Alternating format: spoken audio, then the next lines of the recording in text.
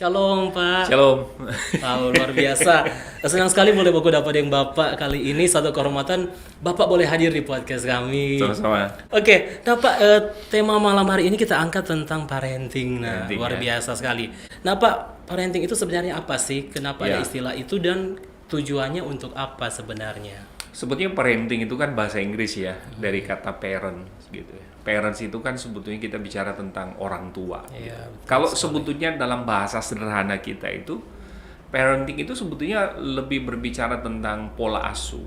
Oke. Jadi bagaimana sih fungsi dan bagaimana sih apa ya yang harus dilakukan oleh orang tua dalam hal mengasuh atau membina, membesarkan anak yang Tuhan titip dalam kehidupan mereka, anak yang Tuhan beri dalam kehidupan mereka. Jadi sebenarnya parenting itu lebih banyak berbicara tentang fungsi sebetulnya. Kedua orang tua, bukan hanya satu orang tua ya. Karena kalau kita berbicara tentang sebuah pernikahan, kita tidak berbicara individu lagi kan. Ya, betul. Kita tidak berbicara lagi tentang si A, si B. Tetapi itu sudah berbicara tentang dua menjadi satu. Sehingga seluruh yang namanya tanggung jawab, sebetulnya harusnya dilihat dari sudut pandang kebersamaan. Hanya kemudian perannya saja yang berbeda-beda kan. Oke. Peran atau fungsi.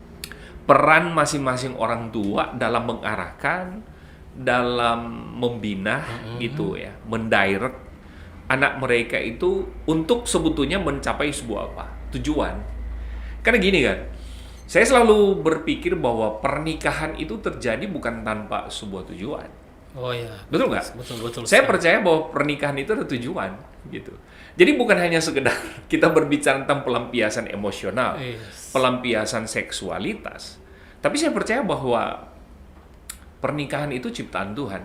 Dan kalau kita kembali ke Bible misalnya ke Alkitab, tujuan sebuah pernikahan itu kan adalah menggandakan gambar-gambar ilahi.